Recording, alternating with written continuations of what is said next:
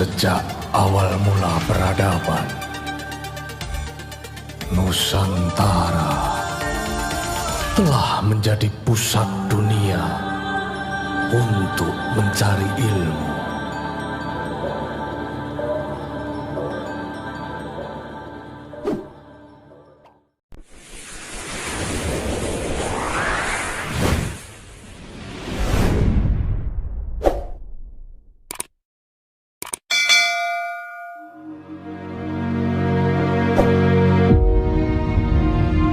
Sastra Jendra adalah sastra atau ilmu yang bersifat rahasia atau gaib. Rahasia karena pada mulanya amung diwedarkan kepada orang-orang yang terpilih dan kalangan terbatas di kalangan bangsawan Jawa yang diberikan secara lisan, tetapi sekarang dapat dipelajari secara umum. Gaib karena ilmu ini diajarkan oleh guru sejati melalui rasa sejati atau tasawuf Hayuningrat atau Yuningrat, berasal dari kata hayu atau rahayu yang artinya selamat, dan ingrat yang berarti di dunia. Pangruwating diu artinya meruat, meluluhkan, merubah, memperbaiki sifat-sifat diu, raksasa, angkara, dan durjana. Maka sastra Jendra Hayuningrat Pangruwating diu maknanya adalah ilmu rahasia keselamatan untuk meruat sifat-sifat angkara di dunia ini, baik mikro maupun makro. Sastra Jendra Hayuningrat Pangruwating diu merupakan ilmu yang berasal dari Allah untuk menyelamatkan segala sesuatu. Maka tiada pengetahuan atau hakikat lain lagi yang dapat digapai manusia di tanah Jawa yang lebih dalam dan lebih luas melebihi sastra Jendra Hayuningrat Pangruwating diu, karena ini merupakan sastra adiluhung atau ilmu luhur yang merupakan ujung akhir dari segala pengetahuan atau kawruh kasampurnan ilmu tasawuf Jawa sampai saat ini. Makna atau kawruh yang terkandung dalam sandi sastra, kalau diurut dari atas ke bawah, dari ho sampai ngo, mengandung makna yang sangat dalam dan luas tentang rahasia gumelaring dumadi atau pambabaring titah, atau rahasia jati diri, asal usul atau terjadinya manusia menurut persepsi orang Jawa, yaitu terciptanya manusia dari nur, cahaya Allah yang bersifat Tritunggal Maha Suci, yang merasuk busana anasir-anasir sebagai wadah, yaitu badan jasmani halusan dan badan jasmani kasar. Apabila diurut terbalik dari ngo naik sampai ho, inilah yang merupakan rahasia jalan rahayu, ya Pangruwating diu, untuk menuju kesempurnaan hidup, kembali kepada sangkan paraning dumadi, kembali ke asal mula, ke alam sejati, yaitu menghadap Allah yang Maha Agung. Jadi dari ngo sampai ho juga merupakan urutan-urutan panembah, dimulai dari badan jasmani kasar atau alam syariat, di mana titik berat kesadaran kemudian harus dialihkan satu tahap demi tahap ke roh asal mula, ke alam sejati. Syarat mutlak agar kita dapat menyadari atau memahami sesuatu hal adalah membawa kesadaran kita bergerak masuk berada di situ. Fokus titik berat kesadaran dapat berpindah. Dalam keseharian hidup, kesadaran kita banyak terfokus dalam badan kasar, alam anasir, di luar alam sejati. Tahapan pertama yang harus dilalui yaitu ngo. Sedemikian rumit dan sulitnya, maka dapat dibayangkan tidak begitu mudah untuk memindahkan titik berat atau fokus kesadaran ke alam sejati. Namun itulah intinya perjalanan spiritual yang harus kita tempuh. Uraian secara garis besar. Hono coroko Doto Sowolo Podo Joyonyo Mogo Botongo. Kalau diuraikan adalah sebagai berikut. Ini merupakan garis besar saja, karena detailnya begitu luas atau multidimensi tak terkira, penuh dengan pengetahuan kasunyatan sejati yang tak habis diuraikan dalam bahasa kewadakan, apalagi tulisan. Dan ini adalah garis besar uraian dari sisi spiritualnya untuk dipakai sebagai tolok ukur dalam menempuh jalan rahayu untuk dapat kembali ke sangkan paraning dumadi. Huruf pertama adalah ho. Huripku cahyaning Allah, hidupku adalah cahaya Allah.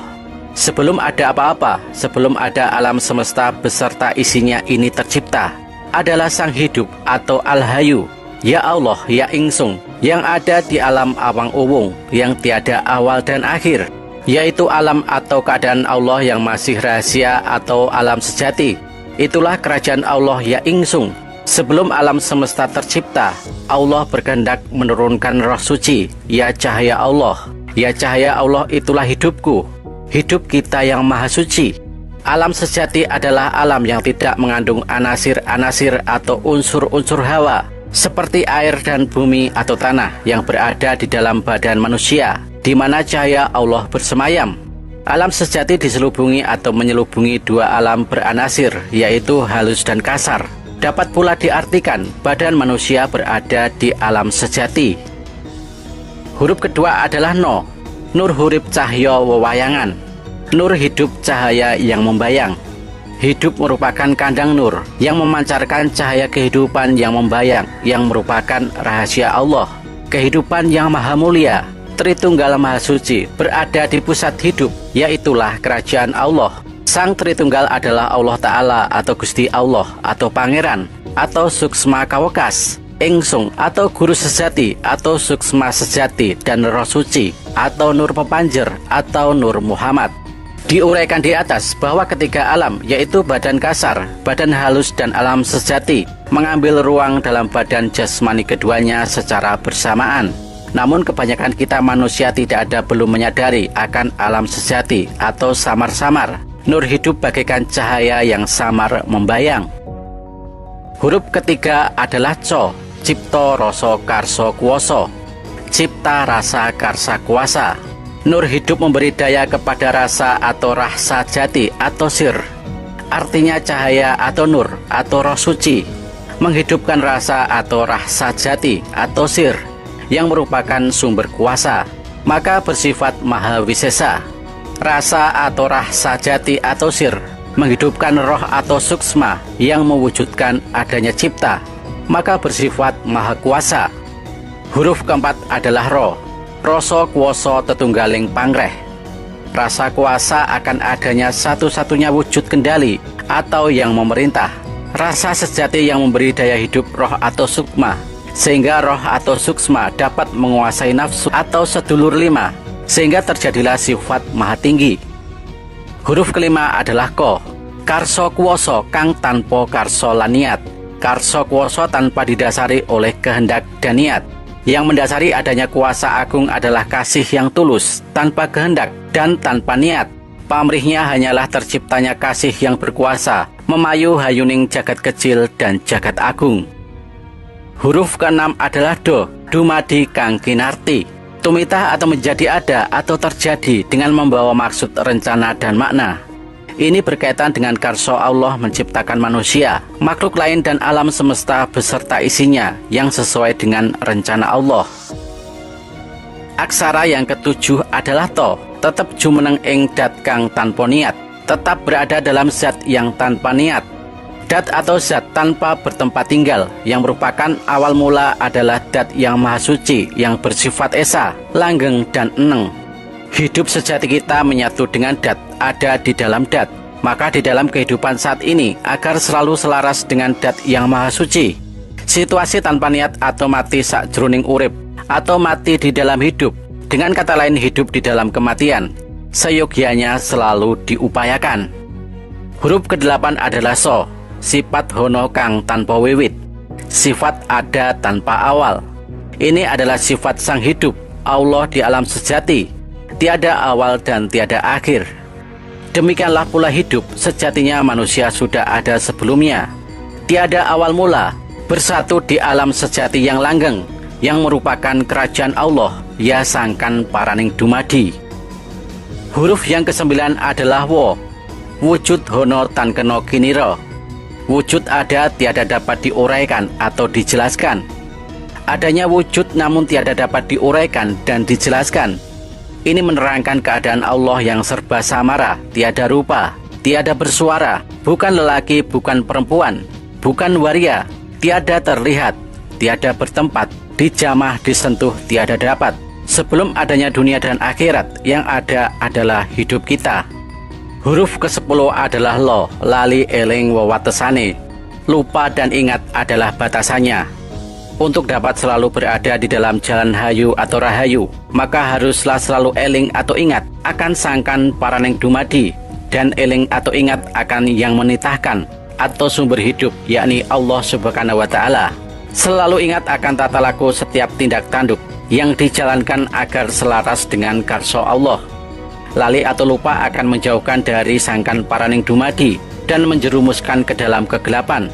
Contoh lupa adalah bagaikan Begawan Wisrawa dalam menguraikan sastra Jendra Hayuningrat kepada Dewi Sukesi. Tak tahan akan goda atau tak kuasa ngeracot, mengendalikan nafsu-nafsu keempat saudara, maka sang Begawan birahi kepada Dewi Sukesi yang harusnya menjadi menantunya. Huruf ke-11 adalah po, papan kang tanpa kiblat, papan tak berkiblat. Ini menerangkan alam sejati, ya kerajaan Allah yang tiada dapat diterangkan, bagaimana dan di mana orientasinya, bagaikan papan yang tiada utara selatan, barat timur atas bawah. Yang ke-12 adalah do, dhuwur wekasane endek wiwitane, tinggi atau luhur pada akhirnya, rendah pada awalnya. Untuk memperoleh tingkatan luhuring batin menjadi insan sempurna memang tidak dapat seketika, meski diperoleh setapak demi setapak dari bawah, iman, Islam, dan ihsan. Demikian pula dala, hal ilmu kasampurnan. Dalam mencapai tataran makrifat tidaklah dapat langsung meloncat. Untuk bisa mengetahui dan memahami makna ho, maka haruslah dicari dari ngo. Sebelum mencapai sembah rasa, haruslah dilalui sembah raga dan sembah kalbu atau sembah jiwa. Sholat dengan aturannya. Pertama adalah panembah rogo atau kawulo terhadap roh suci kepada guru sejati. Dan terakhir adalah panembah guru sejati atau ingsun kepada Allah Subhanahu wa Ta'ala. Huruf ke-13 adalah jo, jumbuhing kawulo lan Gusti. Bersatunya antara hamba dan tuannya, bersatunya titah dan yang menitahkannya. Untuk mencapainya maka kesempurnaan hiduplah yang diupayakan, yaitu sesuai apa yang dimaksud dalam syahadat, bersaksi adanya Allah dan Muhammad utusannya. Maka semasa hidup di Mayapada atau di dunia, sinkronisasi antara roh sejati, engsung yang jumeneng pribadi dan busana-busana haruslah terjaga, bagaikan keris manjing dalam warangkanya. Untuk dapat mencapai kesatuan antara kawulo dan Gusti, maka tuntunan seorang guru, yaitu guru sejati, menjadi dominan. Untuk memperolehnya tidaklah mudah, harus disiplin dan bekerja keras, bagaikan kerasnya usaha seorang Bima menemukan Dewa Ruci, yaitu wujud Bima dalam wujud yang kecil dalam mencari tirta pawitra. Huruf ke-14 adalah yo, yen rumongso tanpa karso, kalau merasa tanpa kehendak, hanya dengan rila atau rela, narimo, sumarak atau pasrah kepada Allah tanpa pamrih lain-lain. Namun dorongan kasih sajalah yang akhirnya dapat menjadi perekat yang kuat antara asal dan tujuan, sini dan sana. Huruf yang ke-15 adalah nyo, nyoto tanpa moto, ngerti tanpa diwurui, melihat tanpa mata, mengerti tanpa diajari. Kalau anugerah Allah telah diterima, maka dapat melihat hal-hal yang kasat mata, karena mata batin telah terbuka. Selain itu, kuasa-kuasa agung akan diberikan oleh Allah melalui guru sejatinya sendiri, ya suksma sejatinya, sehingga kegaiban-kegaiban yang merupakan misteri kehidupan dapat dimengertinya dan diselaminya, mendapatkan ilmu kasampurnan dari dalam sanubarinya sendiri tanpa melalui perantara otak atau akal.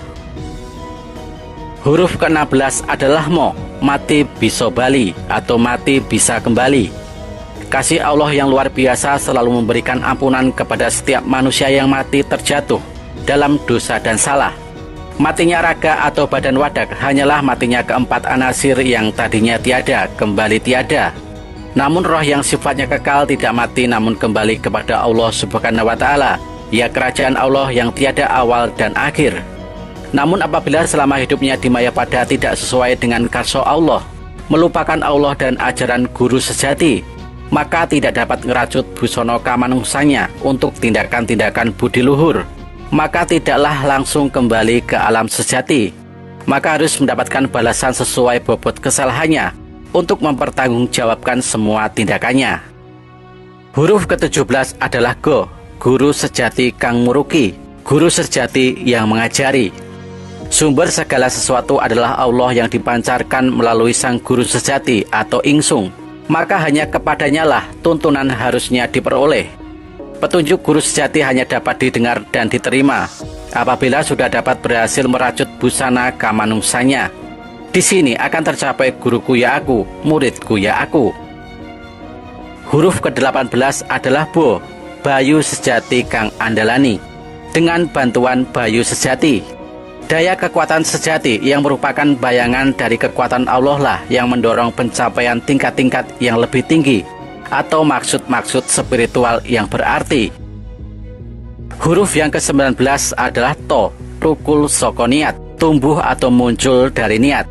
Niat menuju ke arah sangkan paraning dumadi yang didasari kesucian, tanpa kehendak selain ridhonya, dari keinginan ataupun pamrih keduniawian. Timbulnya niat suci hanya didasari cinta atau kasih ilahi. Dan yang terakhir adalah Ngo, ngerajut busananing manungso, merajut atau menjalin pakaian-pakaian kemanusiaannya. Busana kemanungsan adalah 4 anasir atau elemen yang dimanifestasikan dalam wujud-wujud sedulur papat serta 5 sedulur lainnya. Ke-9 saudara tersebut harus dikuasai, dirajut atau dijalin dengan memahami kelebihan dan kekurangannya agar tercapai iklim harmoni atau balance dalam perjalanan manusia hidup di maya pada ini, yang pada akhirnya tercapailah kesempurnaan hidup.